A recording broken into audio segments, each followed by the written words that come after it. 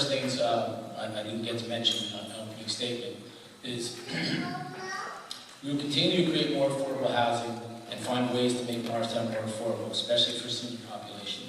So I'm announcing tonight, we are today working on ideas how to create a new senior building in our town. Our seniors have worked hard their entire lives and we should respect and honor them. What we are today is a society built on the backs of our seniors, and what our children and grandchildren will be left tomorrow is what we build on our backs today. Thank you. Okay, question number 2. Mr. Doherty, you get this first. What is your #1 contribution to the town that you see as your legacy? First would be 0 municipal taxes in 7 years, and second would be the most affordable housing units built in the last 30 years.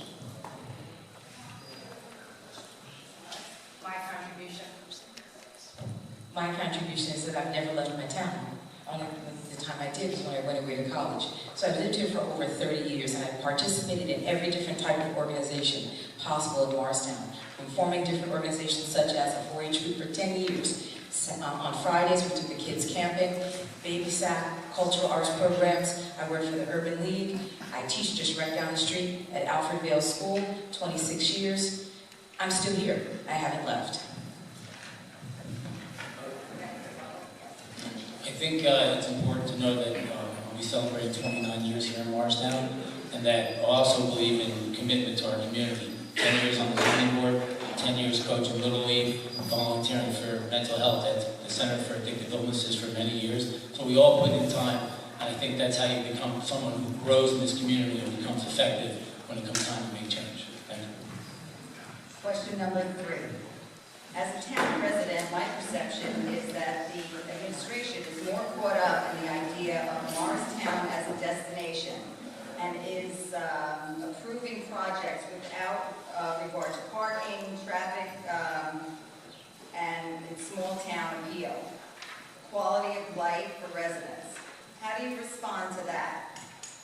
And Ms. Harris.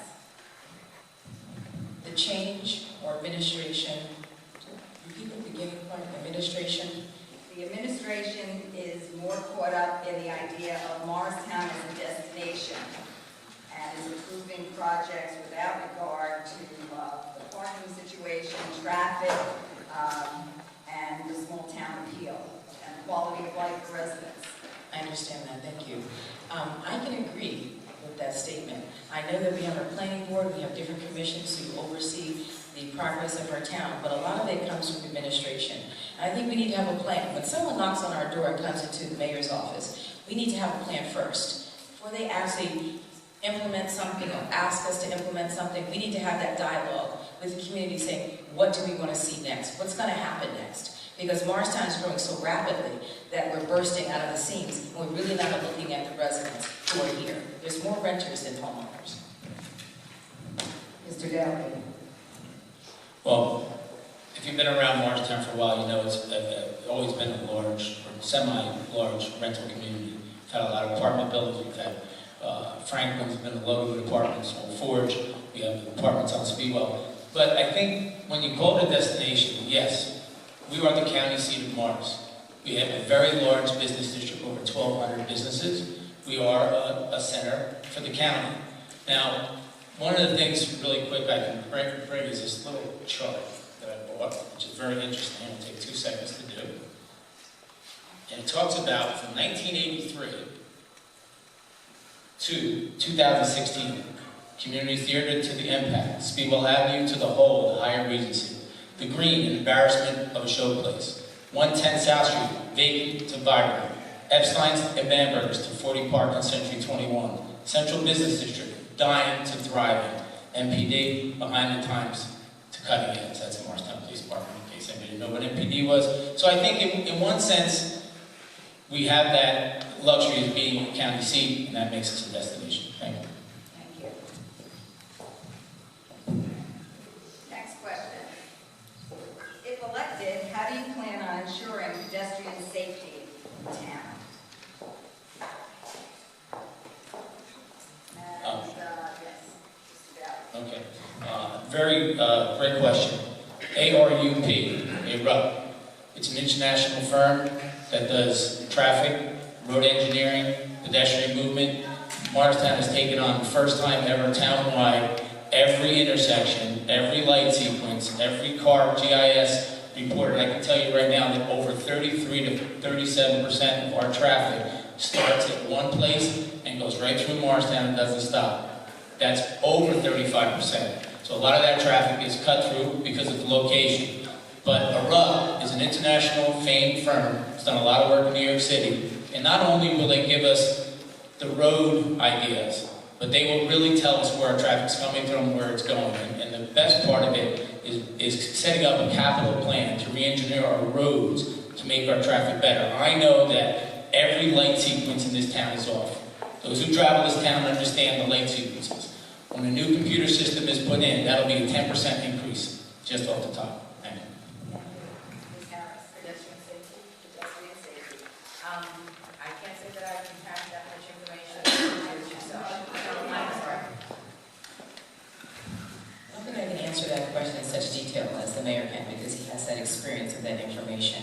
But one of the things when I think about just safety in general, I would work more closely with our police department and making sure that they have their eyes and their ears out there for what is transpiring. For instance, got a call and actually had a conversation with a senior citizen in senior citizen housing, and they indicated that at 2 o'clock in the morning, someone goes around and they turn doorknobs and try to get into the apartments. So I made sure I got a call out to the police chief, and now he has an officer who's stationed around that area around that time to make sure they can prevent anyone trying to get into apartments. But that is still safety in another form.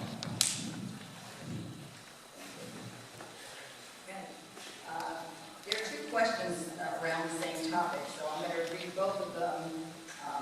Maybe you can answer about it. The question is, how would you improve and maintain the Morristown Town Hall? The other question is, why do you want to make the post office into Town Hall? Since there's no place to park and the traffic is terrible around the green, day and night. So the question deals with Town Hall and what's going to be done with Town Hall and where it's going to be. And Ms. Harris, you get to go first.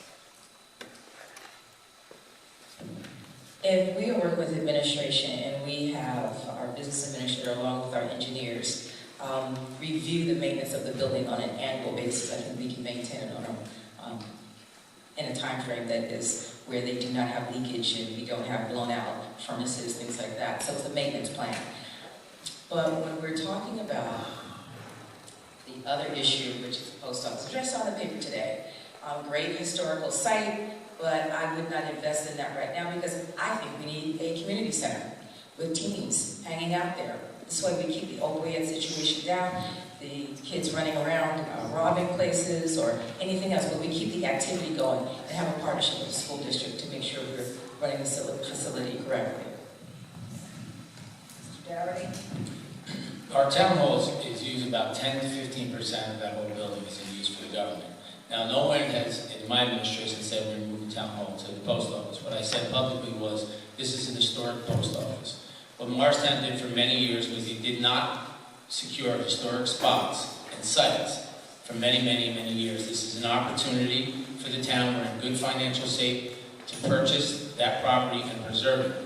I've had calls from colleges, from universities to do incubators, to do performing arts, all kinds of things that are possible at that post office. I think it's a gem. I think we can't overlook it. I think we need to really invest in the structures that we have here and not turn everything over to a developer to put either a restaurant or a rooftop bar on top of it, etc., etc. I think it's a historic site that we should preserve as a community. Next question, Mr. Dougherty, you answer this first. What is your position on the proposed storage units on Morris Street? It's a good question. It's been in front of the board several times. It has been purchased by Hampshire Management, and it's proposed to be a storage center with an art studio frontage. The last I know of it, it's still impending. It is a contaminated site. That decision will be up to the council. I know that the council as a redevelopment agency has seen this project individually or as a group, went in front of this developer and saw the project. So he got that as an understanding that at least they could go forward. and then let the public process take place. If the public comes out and gets this to be changed, that's what they should do. We never fault the public for coming out. That's the whole idea of transparency and openness. But I'm not against the project, I'm not for the project. I think it needs to go forward, and it's either an up or down or changed as the residents in this town come forward and look at it and put their 2 cents into what they think it should be, and then we'll go forward from there. Thank you. Ms. Harris. The information that my opponent just presented is correct.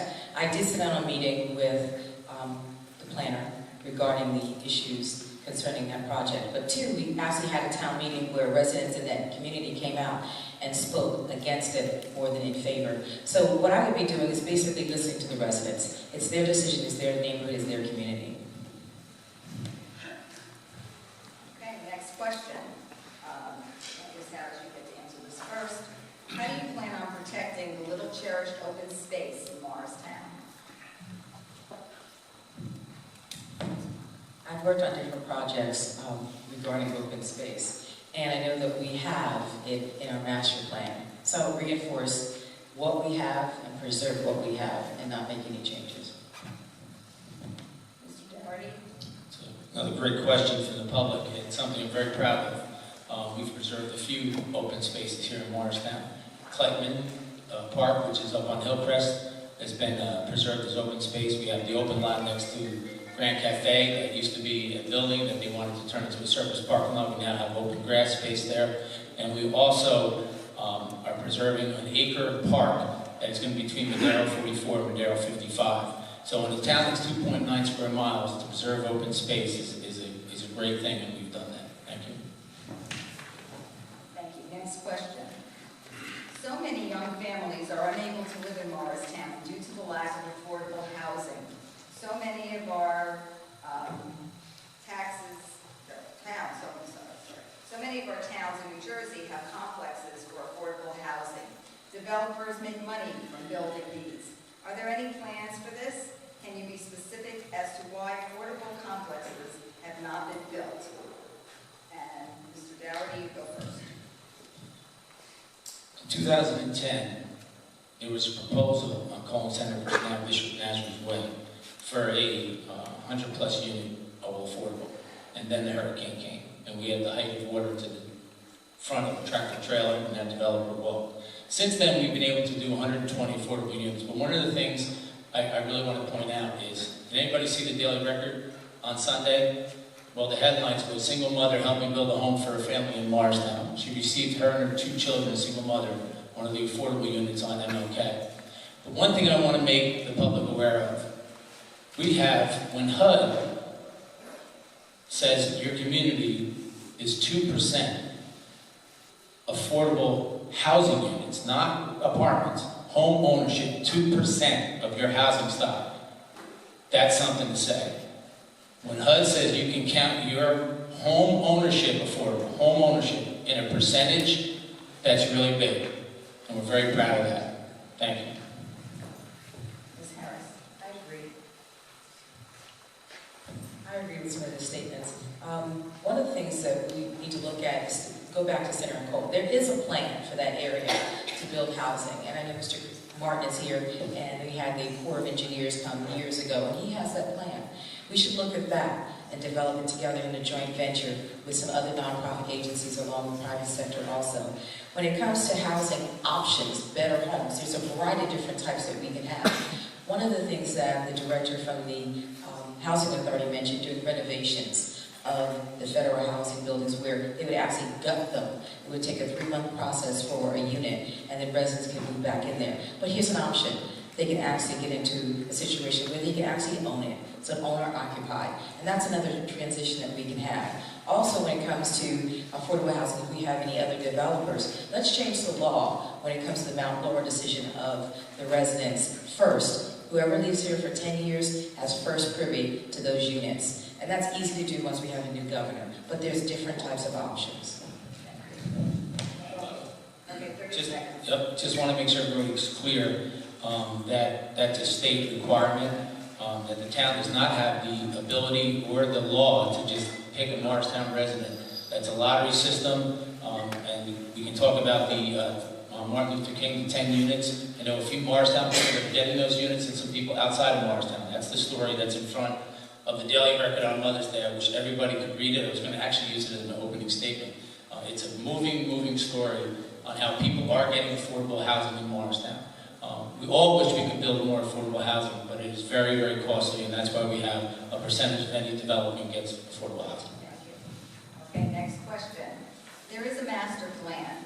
Why does the council always grant variances and set dangerous precedents? Examples, parking, liquor licenses. That's the question. Ms. Harris. There is a master plan. Why does the council always grant variances and set dangerous precedences? In the areas of parking or granting liquor licenses. Please speak up. There is a master plan. Why does the council always grant variances and set dangerous precedences? For example, parking, liquor licenses. I'm not really sure on which issues, or it's kind of vague. But when it comes to the master plan, I think that we are following it, and the council does make decisions. That's a kind of vague one to say, so I'm not sure which situations you would actually indicate. Mr. Dougherty? Sure. It is kind of a broad question. The council has ultimate authority when it comes to implementing the law. They talked about liquor license. They are the acting ABC board for the town, so they deal with that. As far as zoning, variances, the zoning board would handle that. Those are appointed by the town council. Planning board does minor variances, C variances, but the master plan has been touted as one of the best master plans in the state of New Jersey. The process for that master plan took a couple of years. It's one of the, I think, one of the best planning documents that Morristown has ever had. And as the councilman said, they do follow it. And the questions are kind of drawn on the responsibility of the mayor and the council. Okay. Next question. Mr. Dowdy, you answer first. We need lighted pedestrian crossing signs at South Street and Hamilton Road.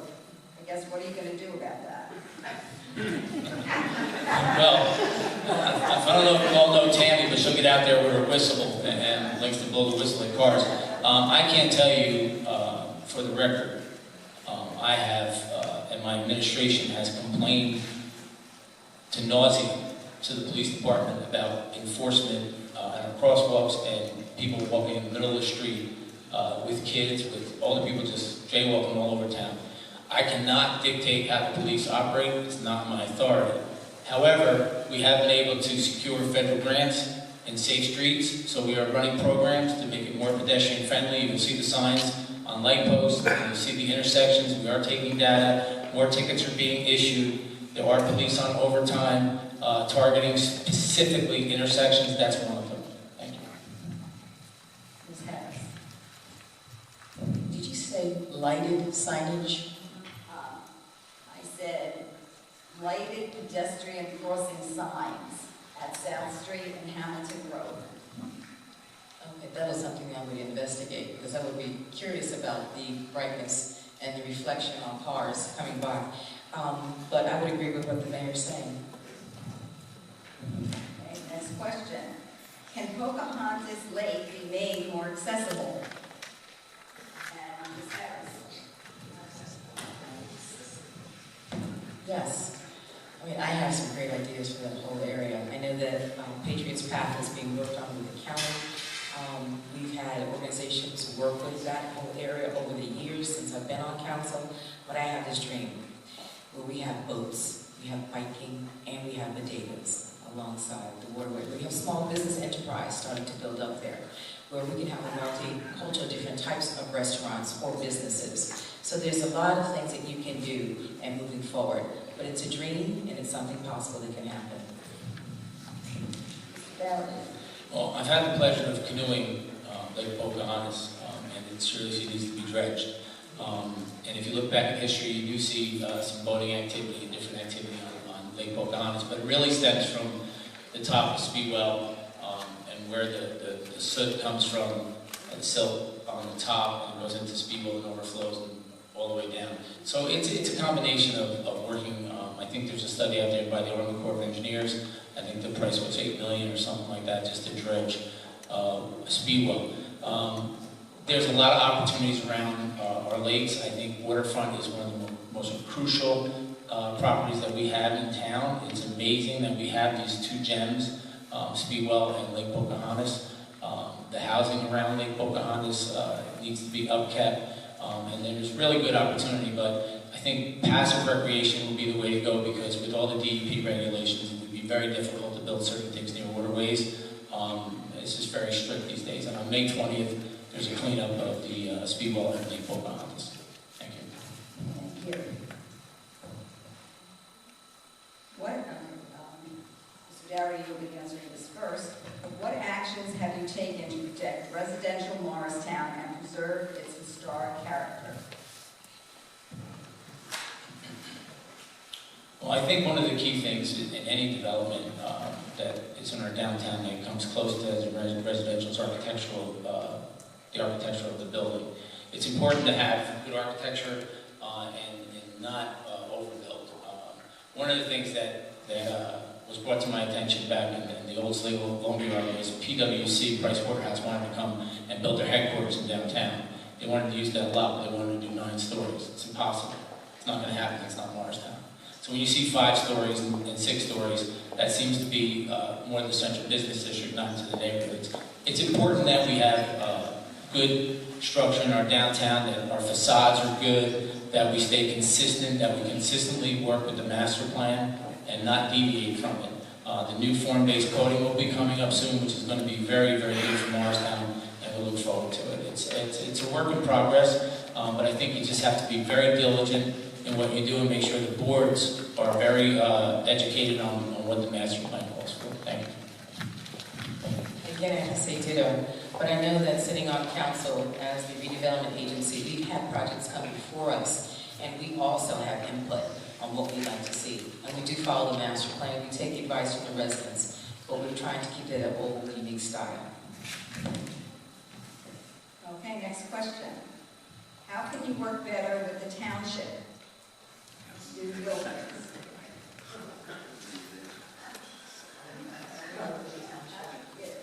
The town of Morristown, I mean, there's Morris Township. Okay, so I think it would be in terms of working more cooperatively with the township. And Ms. Harris, you get to answer first.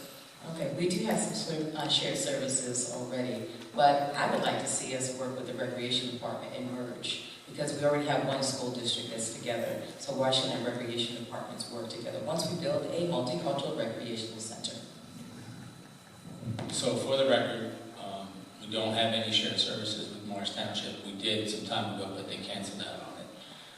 I actually sat with the mayor not too long ago and posed this question. And I actually said I'd be willing to step down as mayor if we combined our towns, because I think eventually all municipalities where they can are going to have to eventually combine with the state of New Jersey. His answer to me was straight up. He said, Mayor, not in a billion years will we merge with Morristown. Now, why that attitude, I have no idea. Morristown is a wonderful town. Morris Township is a wonderful community. I think it makes a lot of sense. We should clearly look at our fire department, our police department, our rec departments. But there's differences. We're civil service, they're not civil service. There's lots of different issues that you have to work through. So ultimately it's going to come from the new governor, I believe, down from Trenton. This was talked about all the way when Governor McGreevy was in office about merging towns. It's just only one in the state, Princeton Township and Princeton. And that took years to accomplish. Thank you. Okay, and now we move to the third part of the program for the mayoral candidates, and that is their closing